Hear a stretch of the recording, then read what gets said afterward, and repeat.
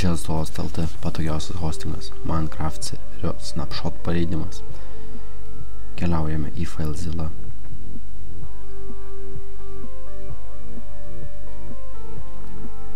Kopijuojame FTP adresą.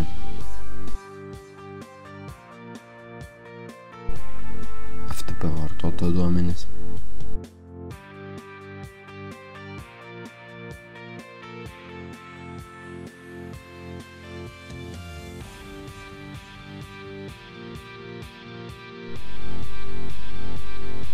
Įkeliame Minecraft snapshot failą,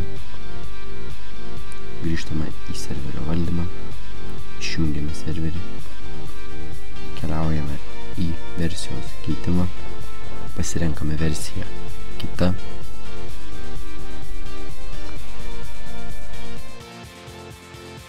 pasirenkame snapshot, įjungiame serverį.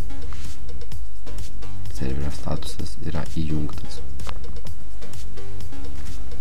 Jeigu neatsinaujino, keliaujame iš naujo į serverio valdymą ir matome, jog serverio versija yra snapshot.